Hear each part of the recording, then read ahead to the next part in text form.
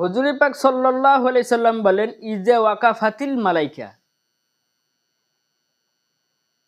যখন ঈদুল ফিতরের দিন সমস্ত ফেরেশতা জান্নাত থেকে নেমে আসে, পৃথিবীতে আগমন করে, রেজিস্ট্রের খাতা নিয়ে লিস্ট করে কোন কোন ব্যক্তি ঈদগার ময়দানে উপস্থিত হয়ে যায়, তার নাম লিস্ট করে বা লিপিবদ্ধ করে।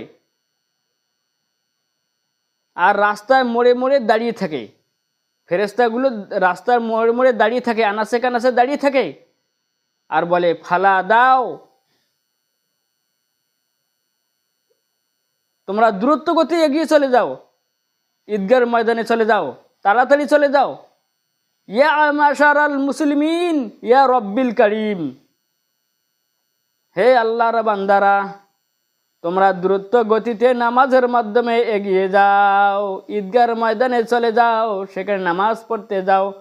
আজকে দোয়া কবুলের দিন, আজকে গুনাহ মাফের দিন, আজকে বান্দা বান্দি যে আল্লাহ পাক রব্বুল বললেন, আজকে বান্দা হোক বান্দি হোক, যা চাবে আমি আল্লাহ পাক রব্বুল আলামিন তাই দিয়ে দেব।